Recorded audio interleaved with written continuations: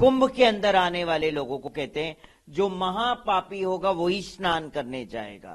आपके दिमाग का ये कंटामिनेशन है, आप नेगेटिव सोच वाले व्यक्ति है, इसलिए इस तरह की आप बात कर रहे हैं। जो कुंभ में स्नान करने आते हैं जरूरी नहीं है कि वो पापी है, मगर आप महाअपराधी है। चंद्रशेखर को कोई पूछ नहीं रहा है, उनको कोई बात नहीं कर रहा है, तो वो चाहते कहीं ना कहीं कुछ ना कुछ मैं लाइमलाइट में आ जाऊं। अब जब चंद्रशेखर जी ने इतनी बड़ी बात कह दी तो मैं ये कहती हूं कि क्या चंद्रशेखर नगीना अपने आप को क्या बहुत पवित्र और बहुत शुद्ध समझ रहे हैं? जो कुंभ के अंदर आने वाले लोगों को कहते हैं जो महापापी होगा वही स्नान करने जाएगा। तो मैं कहती हूं कि आप कितने बड़े शुद्ध हैं, ये अपने आप को बताएं पहले कि आप अपने आप को शुद्धता का प्रमाण दे रहे हैं।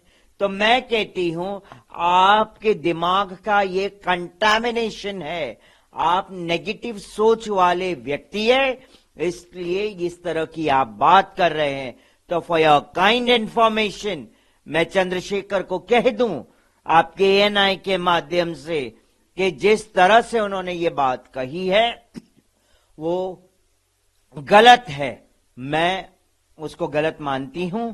और जो कुंभ में स्नान करने आते हैं जरूरी नहीं है कि वो पापी है, मगर आप महाअपराधी है, इसीलिए आप इस तरह की बात का वर्णन कर रहे हैं।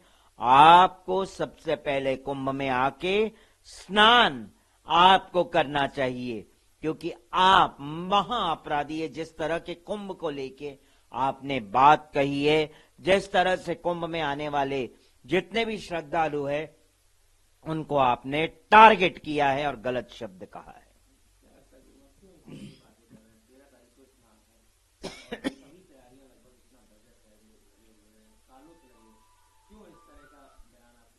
इस तरह का बयान इसीलिए आता है कि चंद्रशेखर को कोई पूछ नहीं रहा है, उनको कोई बात नहीं कर रहा है, तो वो चाहते कहीं ना कहीं कुछ ना कुछ मैं लाइमलाइट में आ जाऊं, इसीलिए इस तरह की बात ये लोग करते हैं। और इनकी बुद्धि कंटामिनेटेड है, ये लोग शुद्ध नहीं है, ये अशुद्ध है। अगर ये शुद्धता की बुद्धि होती तो शायद इस तरह की बात वो न करते जिस तरह की अभी उन्होंने ये बात कही है।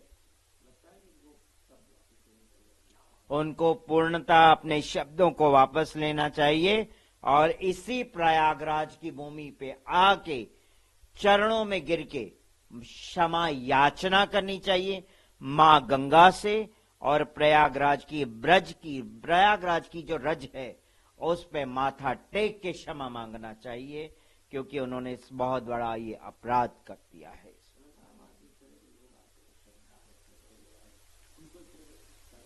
श्रद्धालुओं को बहुत बड़ा ठेस पहुंचता है, क्योंकि करोड़ों करोड़ों श्रद्धालु इस भूमि पे आते हैं, प्रयागराज की भूमि पे आते हैं, और आप इस तरह की बात करेंगे तो कितना बड़ा आघात श्रद्धालुओं पे भी पहुंचता है, संतों पे भी पहुंचता है, पूरे विश्व में एक गलत मैसेज भी जाता है जो आप बोलते हैं।